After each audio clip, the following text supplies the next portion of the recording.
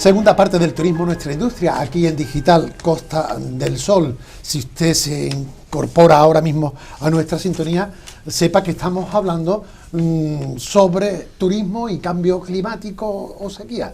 Después de una Semana Santa que han salido las cofradías que han salido, pero sobre todo que el balance es que ha llovido y que ha llovido para aliviar buena parte de nuestros acuíferos y también de nuestros pantanos. Si bien la sequía va a seguir habitando entre nosotros porque ya casi es una situación endémica en nuestro día a día. Ojalá que cuanto más agua llueva, mejor será de cara a nuestro horizonte más cercano. Con nosotros, les recuerdo, se encuentran Antonio Rodríguez Leal, exdirector general de la Cuenca Mediterránea Andaluza y expresidente de la Confederación Hidrográfica del Sur; José Damián Ruiz Sinoga, catedrático de Geografía Física de la UMA y director del Instituto de Investigación Hábitat, Territorio y Digitalización; y José Miguel Bordera Francés, el director del hotel o de la cadena hotelera Medplaya en la Costa del Sol y experto en turismo. En nuestra primera parte hemos dado unos datos sobre la ocupación turística de la Semana Santa en los establecimientos hoteleros de la provincia de Málaga, los cuales han rondado en torno al 71% de ocupación media. Y también hemos hablado de registros de la lluvia en los pantanos a día de hoy, si bien esos registros se pueden ver sensiblemente incrementado porque las torrentías siguen cayendo, siguen manando en los pantanos, y a día de hoy pues se tiene un agua embalsada de 149 hectómetros cúbicos, que con relación a antes de la Semana Santa pues estábamos por 40 hectómetros menos de los que aquí se ha registrado. No obstante, con relación al año pasado estaban en 224, fíjense ustedes, de 150 actual a los 224 del año pasado, la diferencia es más que sensible en el sentido negativo. Bueno, y lo importante, porque muy bien, hablamos del agua, pero y hablamos del turismo, lógicamente, y cambio climático, pero del agua que nos cae o que sacamos del interior, ¿cuál es el uso? El uso social que se tiene. Puede parecer que a lo mejor el consumo urbano es muy porcentual con relación a otros usos, y sin embargo, si vemos un poco la estadística que les vamos a mostrar a continuación con esta pantalla, pues podemos observar que los principales usos del agua, con las inexactitudes de una estadística hecha por una consultora datadista, hecha en el año 2021, dice que en Andalucía el uso agrario era en el 2021 del 68%. Ya digo, todo esto son datos relativos, mientras que en España el 80,4%. El urbano, el que se usa en las grandes ciudades o pueblos, 27% en Andalucía, y en España el 15,5%. El industrial, el 2,5% en Andalucía y el 3,41% en España. Y otros, en ese otro podemos meter pues ocio, parques temáticos, campos de golf, en Andalucía el 2,5% y en España el 0,6%. ¿Qué pone de manifiesto? Que quienes más consumen por uso prioritario el agua, el sector agrícola.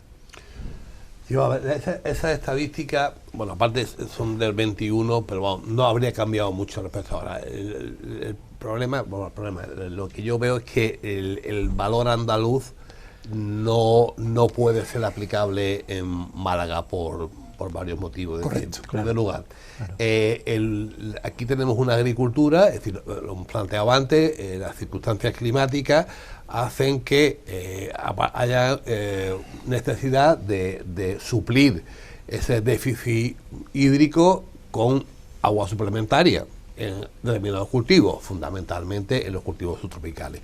Ojo, no son los subtropicales, que se están poniendo en marcha, como después entraremos en medidas adaptativas en la agricultura. Ante el riesgo de sequía o de no lluvia en periodo lógico de lluvia, la solución es poner en regadío cultivos que tradicionalmente han sido de secano, por ejemplo, olivar. Y tú ahora mismo te paseas por grandes áreas tradicionalmente olivareras de la provincia de Málaga, que están puestas en regadío, cuando a lo largo de los siglos ha sido cultivo de secano. Sí. Y eso no puede ser jamás una medida adaptativa. Exacto. Jamás.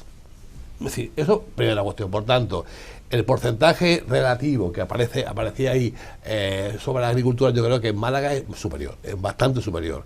Yo no, creo, en lo último que hicimos en mi grupo de investigación y tal, estaba en torno a un 76%. 76%, y creo que y fuimos haciendo escrupulosamente un análisis de la zona en donde olivareras recientes, que todas ya se ponen con riego por goteo, ¿vale? Todas.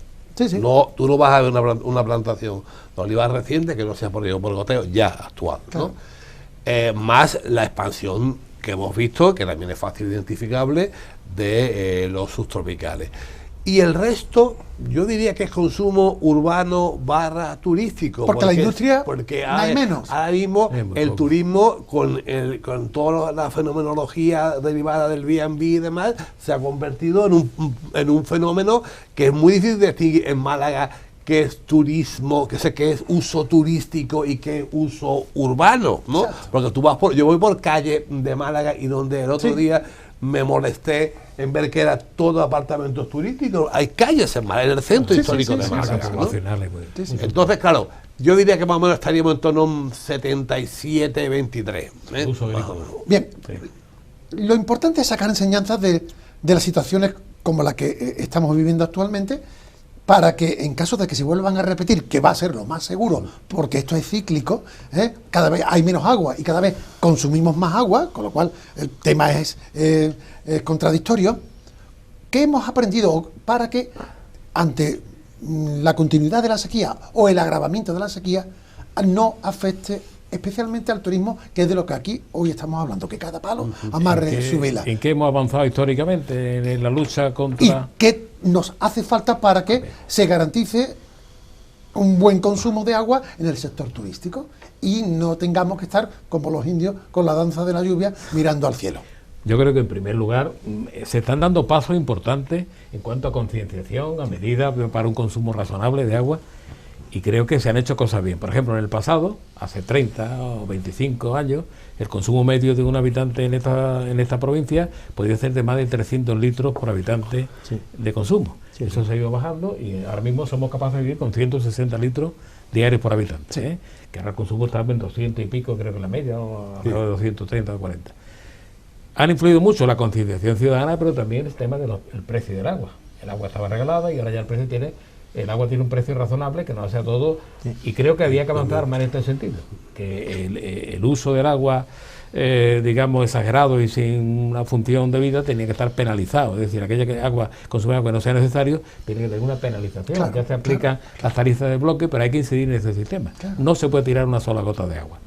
Pero más allá de eso, ¿qué hemos hecho bien también? En la costa se ha hecho algo muy bien por parte del sector del saneamiento integral. No porque yo he estado trabajando en el pasado en Acosol, que quiera defender, pero lo que se ha hecho en el riego de los campos de golf, hay que decirlo con voz alta, es que los campos de golf se están regando fundamentalmente con agua reciclada de las depuradoras de la costa. Hay quienes dicen que se mezcla también. Se mezclan con captaciones subterráneas, pero con una concesión administrativa que limita el uso de esa captación subterránea. Es decir, pero hay 18 hectómetros de agua reciclada que se están utilizando para regar los campos de golf, que nos traen un turismo de calidad y un impacto económico importantísimo en nuestra costa. Es decir, que sí hemos aprendido mucho, pero hay un tema que es recurrente y que no salimos de ahí, porque claro, cuando llega esta urgencia todos nos apuramos mucho, queremos que este tema salga bien, y no hemos salido de la crisis actual. Estamos en plena crisis de agua, mucho peor que el año pasado por estas fechas. Por ejemplo, claro. Es decir, si vuelve a haber otro año tan seco como los dos anteriores, es una situación mucho peor que la anterior. Y mientras tanto, ¿qué habría que estar haciendo? Se ha avanzado en este aspecto del uso de agua reciclada, se está consumiendo menos agua relativamente, estamos aguantando en este aspecto la lucha bien, pero hace falta dotar de recursos de agua al litoral malagueño, porque tenemos una presita que es la que nutre esta zona de 56 hectómetros cúbicos, que es minúscula. Hablamos de la Concepción, Río Verde. Obviamente. Cuando aparece la noticia, se está desaguando en la Concepción el agua, pero es que mire, es que hablamos en la misma Andalucía, hay presas con 1000 hectómetros cúbicos, 1500, la misma La Uñera tiene 170 hectómetros. Es una presa que desde el año 72 estaría dimensionada relativamente para la población o la carga poblacional que aguantaba el territorio, que sería la quinta parte de la que ahora tenemos que soportar. ¿No la querían recrecer, por ejemplo? Bueno, imposible. Aquí hay dos presas que son las que la administración se mueve en este momento y que también tenga esa noticia o la pueda ampliar. Está la presa de Gibraltar Medina, una en el campo de Gibraltar que valdría sobre todo, primero, para nutrir la necesidad de agua para la agricultura de aquella zona y secundariamente trasladar hasta 15 hectómetros para la costa, que es nada. Y lo segundo, el enriquecimiento de la presa del Verde. 56 hectómetros es una presa minúscula de la Costa del Sol. Claro. Entonces, el enriquecimiento se lleva hablando 30 años. Sí, como el saneamiento integral. Y como saneamiento integral o el empoderamiento del Guadalmedina Medina. También. Es un tema. Yo creo que me estoy dedicando a esto, estoy escuchando los recrecimientos de la construcción. Pero perdóname un segundo, voy más a poner el dedo en la llaga. ¿Cabe pensar en que va siendo tiempo de volver a lo que aprendimos de los árabes, como por ejemplo los aljibes domésticos, los depósitos particulares? Es tiempo, vamos a ver, es tiempo de poner en marcha medidas adaptativas de verdad. Es decir, ¿Cómo cuáles, José Damián? No un poquito esto en serio, ¿no? Es decir, vamos a ver. El ejemplo que he puesto antes del olivar es que es muy significativo, porque es que es detectar un problema y hacer lo contrario, ¿no? Sí. De lo que hay que hacer. En el caso de alguna forma lo ha apuntado José Miguel antes. Vamos a ver, hay que cambiar la mentalidad también, incluso por así decir, en la digitalización de la arquitectura. Es decir, se está hablando de la digitalización del agro y todo el mundo entiende lo que es la optimización del riego, todo es muy bien, vale. Pero en la arquitectura también hay que hacer un esfuerzo en ese sentido. ¿Por qué? Pues porque estamos hablando de regeneración, claro. ¿Vale? Pero la regeneración está teniendo a fecha de hoy un problema importante, y es que todavía el agua que se obtiene, siendo de mucha mayor calidad que las de hace 10 años, que eran secundarios, eran terciarios, es una agua mucho más, desde el punto de vista cualitativo, mucho mejor, pero requeriría, lo que se está haciendo por ejemplo en la Comunidad Valenciana o en Murcia, de un tratamiento de ósmosis inversa para que llegase a ser realmente potable, ¿no? Vale, con lo cual ahora mismo tiene un uso muy limitado, porque el uso podría ser reutilizada, pero como lo que hemos dicho ahora. Se puede, por ejemplo, plantear determinadas medidas arquitectónicas para que los edificios, las casas, nuestros pisos, nuestras casas, tengan un sistema de regeneración continuo, en donde podamos utilizar, a lo mejor no, el agua de la ducha no la vamos a poder utilizar para beber, pero sí para la cisterna. Pero sí para la cisterna. Claro. Entonces, donde se minimice la pérdida de agua. Porque lo que hay que decir, lo que hay que tener bien claro es que es un recurso que no nos sobra y no nos va a sobrar. Exacto. Entonces, no nos va a sobrar. Como ni nos sobra ni nos va a sobrar, pues tendremos que adaptarnos. Esas son medidas adaptativas. Y el turismo y el sector de la hostelería se tendrá que adaptar a esas medidas. Una empresa que se dedica en Málaga a la venta de depósitos de agua ha incrementado en lo que llevamos de sequía 200% sus ventas. Normal. Y se están instalando depósitos en casas y en zonas industriales ante quizás más la alarma que otra realidad, pero a lo mejor pasamos a la realidad. Yo no sé las piscinas antes, pero yo estoy seguro que ahora el agua de las piscinas, de los hoteles y tal, se está continuamente regenerando. Es decir, 5% diario. Y se está perdiendo una mínima cantidad, ¿vale? Efectivamente, las piscinas, con las condiciones climáticas nuestras, pues la evaporación es importante, pero bueno, puede ser una cantidad mínima, ¿no? Sí, sí. Pero es que yo, recuerdo que las piscinas se vaciaban. Se vaciaban. Sí, José Miguel. Claro. Eso no sucede. Tenemos un ejemplo que, bueno, también por aquello de la curiosidad me he documentado al respecto, ¿no? El ejemplo, partimos de una base. Parece ser que el 71% del planeta está cubierto de agua. 71% del planeta Tierra está cubierto de agua. Lógicamente, de ese agua, el 97% creo que es agua salada.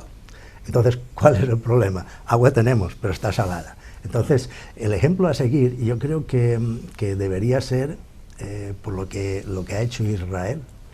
Decir, algo sabe José Miguel. Para mí es el ejemplo a seguir. Israel suministra aproximadamente el 40% del agua para uso doméstico, es desalinizada. Montó 5 grandes desalinizadoras en el país, 5 grandes desalinizadoras. el 87% de este agua desalinizada es para uso doméstico, el resto para uso agrícola. Para uso agrícola, el resto para otros usos. Israel es una... o sea, fíjate hasta qué punto es eficaz la desalinización que se hace en Israel, que hasta venden el agua desalinizada a Jordania y a Palestina, curiosamente. Pero no solo eso, sino que además les sigue teniendo un remanente de agua que la envían al lago de Galilea. Además, el lago o el mar de, bíblico, el mar sí, de Galilea, el lago Tiberiades, sí, ¿no? sí, sí, de la Biblia, y que está a 200 metros de altura sobre el nivel del mar. Lo que no hagan los israelitas. En el río Jordán. Pero es que de este lago de Galilea, que está en el norte de Israel, hay un acueducto, un acueducto creo que se llama, subterráneo o no sé cómo, que suministra agua desde el lago, desde el mar de Galilea hasta el desierto del Sinaí, en el sur. O sea, que aseguran, ¿y sabes qué capacidad tiene el mar de Galilea? Tiene 160 millones de metros cúbicos de agua. 160 millones de metros cúbicos de agua. Sí, sí. A ver, es que los números se pierde uno ya con esto, pero un hectómetro cúbico, un hectómetro cúbico... La ves a la viñuela para entender. La más grande de la provincia. Pues imagínate, claro, pero es que un hectómetro cúbico de agua, para los que no nos dedicamos a esto, equivale, tengo entendido, a 1.000 millones de litros de agua, un hectómetro cúbico, 1.000 millones de litros de agua. Hablamos de hectómetros cúbicos y parece poco, pero es que es mucho, ¿no? Pues vale, en este mar de Galilea está preparado para suministrar agua allí. En Israel conciencian a la gente sobre el tema del consumo de agua, lo que hemos hablado aquí. La cultura. Me consta que hicieron una campaña muy importante a través de los medios de comunicación y utilizaban a una artista muy conocida, no sé su nombre, una artista muy conocida. Bueno, a todo eso cabría decir otra cosa. Un ingeniero, un tal Sincha Blas con 2 S, fue el que inventó el sistema de riego por goteo. Y esto lo hizo en el año 1959, sí, hace 70 y varios años, ¿no? O 60 y tantos años.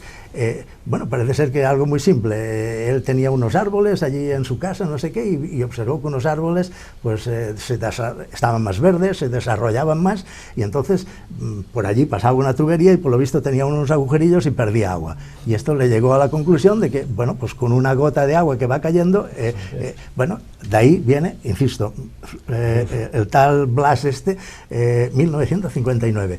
El acueducto este que he dicho antes del mar de Galilea se construyó en el año 1964 y sigue funcionando. Bueno, pues esta publicidad con esta artista conocida en Israel, creo que la publicidad va degenerando, se le va deteriorando la cara, claro. Y con esto quieren lanzar la imagen de lo que ocurriría con la desertización. Claro. Y entonces, pues bueno, esto va acabando. Y entonces te sale otro dato que te dice que en Israel el consumo anual por persona son 136 metros cúbicos, cuando en la OCDE son 691. Muy por debajo. O sea, el consumo de Israel es muy inferior al consumo de los países de la OCDE.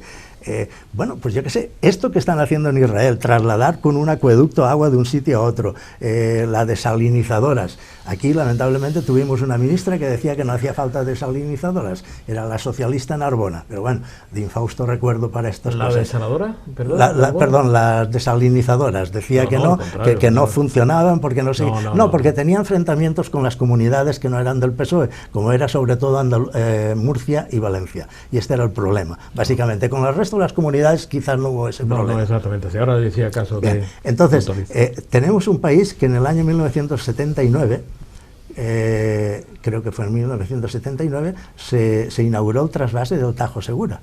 Es una de las mejores obras que se ha hecho en España para paliar los efectos de la sequía.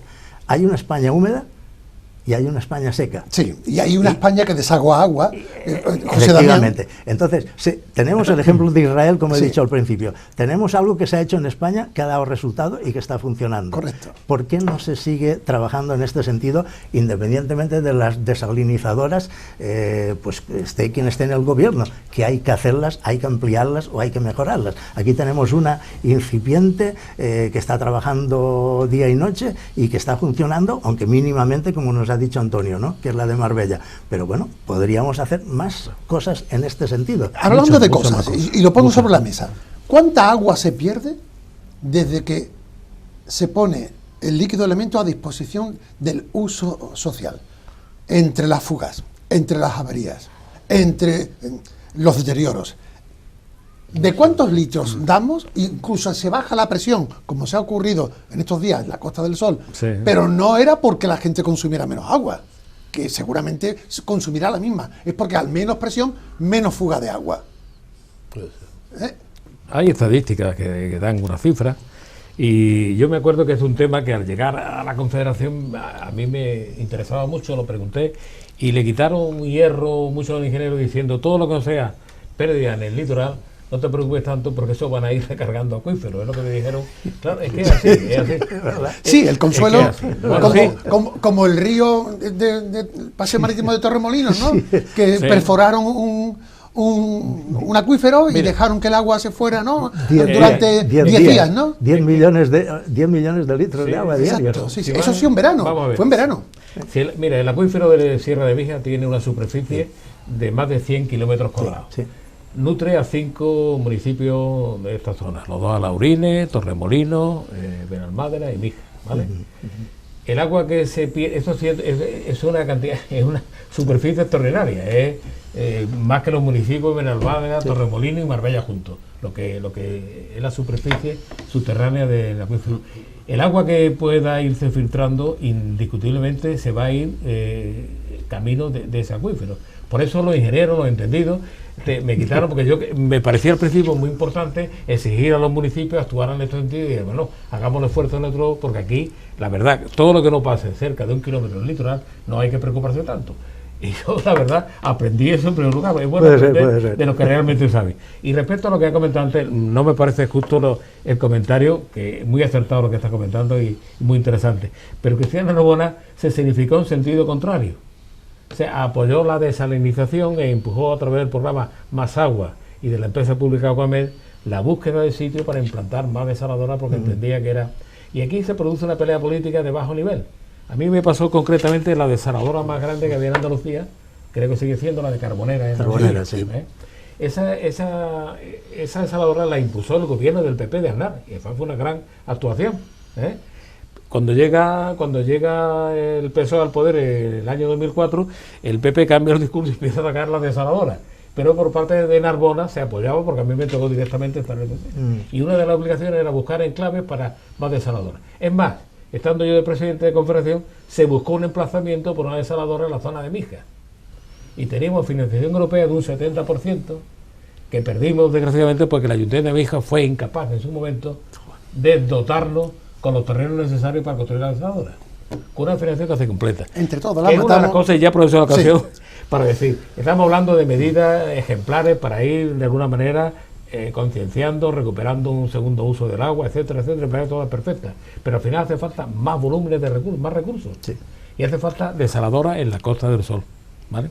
Hacen falta. Y en ese aspecto hay que empujar. Porque, muy bien has dicho, el clima nuestro se parece, y ahí puedes tú orientarnos a todos, mucho más al de Israel, lógicamente, al de Marruecos o al de la zona de Qatar y demás, que al norte de España, por supuesto. Está claro. Y tenemos que aprender de lo que están haciendo ellos, no solamente Israel, el vecino reino Marruecos está trabajando en esta línea de plantas desalinizadoras. Y no digamos nada de los países de Arabia Saudí. Qatar, ¿Sabes lo que Bahrein. pienso, Antonio, Damián y José Miguel? Que estas son políticas de medio largo plazo. Y los políticos no están por los largos plazos. Ven con distancias cortas en función de los periodos electorales. Y mientras que tengamos esta dinámica de gestión pública, aquí nadie le va a meter mano a una política seria de años por delante para resolver el problema. Y el problema, hasta que no nos llegue la sequía al cuello, pues no lo tomaremos. no podemos tentar la suerte continuamente. De hecho, Por eso ha habido días en donde uno ha habido días y digo, no hace muchas semanas, ¿no? A lo mejor hace 10, 12 semanas, en donde nos hemos levantado y hemos leído la prensa y nos hemos encontrado con 3 desaladores en Málaga, ¿no?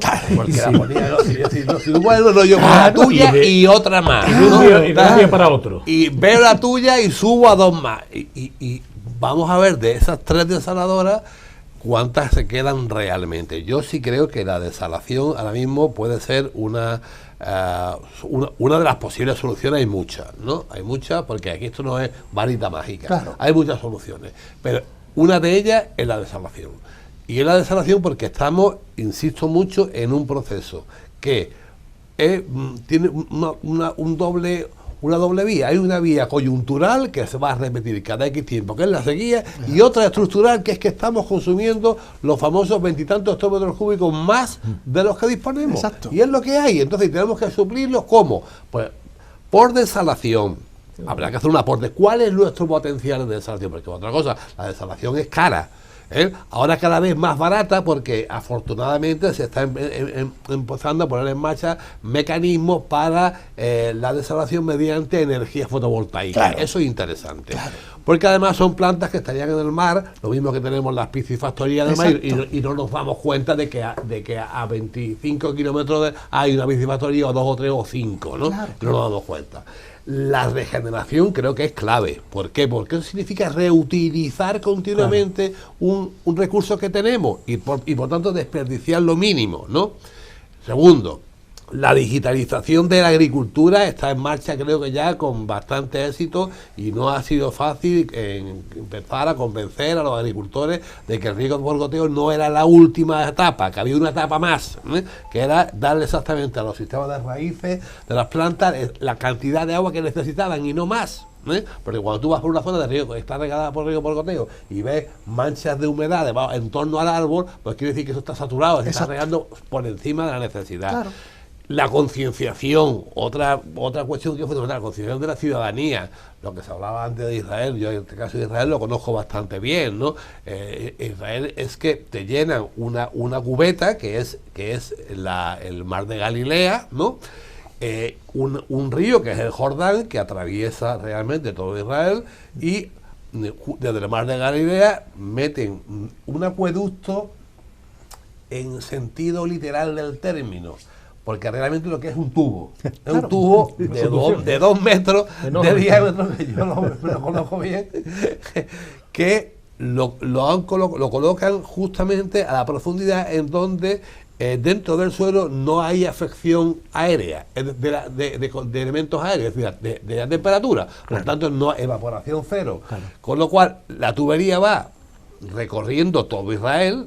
Israel realmente, si ponemos las provincias de Almería, Granada y Málaga y las cambiamos longitudinal, pues longitudinalmente esa es la longitud de Israel, ¿no? Y ese tubo recorre desde el mar de Galilea hasta Eilat, todo el desierto de Negev, ¿no? Donde tú de vez en cuando ves una garita, ¿no? Con un miembro del ejército, ¿no? Que está custodiando, sí, porque es fundamental, claro, el agua que le llega a Eilat viene de ahí. Como la conducción de gas. Efectivamente, exactamente igual. O el oleoducto Málaga-Puerto Llano cuando existía. Exactamente igual. Que por cierto, habían dicho y he escuchado que se estaba estudiando la posibilidad de utilizar el oleoducto Málaga-Puerto Llano, que estará como estará, para llevar agua al interior. Son palabras mayores. Exacto. Ahí estaban dándole vuelta. Lo cierto, y tenemos que ir. El tema se presta no para un programa, se presta para muchos programas y para que esta temática sea recurrente. Porque lo que sí sacamos en claro es que el cambio climático es una realidad incuestionable y dentro de ese cambio la sequía va a ser recurrente continuamente y cada vez con mayor déficit de agua. Sí. Y eso, quien lo ponga en duda, a lo mejor es que se equivoca. Lo importante es poner soluciones, herramientas y experiencias de donde hayan ido más allá para trasladarlas aquí. Y a lo mejor cualquier día, José Miguel, por la parte que toca del turismo, tenemos que poner piscinas de agua del mar, que tampoco es descartable. ¿Por qué no? Yo me acuerdo que precisamente el Hotel Riviera de Benalmádena siempre tuvo una piscina con agua del mar. Por ejemplo. Hasta que Costas pues se puso se puso muy pesados, porque Costas es un organismo estatal que su misión parece ser que es complicar las cosas en vez de facilitarlas, y llegó un momento... Antonio sabe algo de eso. Y llegó un momento... Un ingeniero famoso en Málaga. Sí, famosísimo, yo he tratado con él. Y llegó un momento en que hubo que desistir y anular esta toma de agua que había del mar y hacer una piscina de agua dulce, pero existía esta piscina de agua del mar. Con todo lo que... Fíjate, un dato que quería decir, que esto sí que... asusta a cualquiera. He leído que EMASA, que es la empresa municipal de aguas de Benalmádena, suministra un caudal de 1.500 litros por segundo a Málaga. 1.500 litros por segundo. Que oyes esta cifra y te asustas, ¿no? Estos son 47 hectómetros cúbicos al año, que son 3,91 hectómetros al mes. Sí, sí. Este es el consumo de Málaga según EMASA. La verdad es que yo pensar en 1.500 litros por segundo es que me asusta pensarlo. Es decir, no somos conscientes del consumo que hay.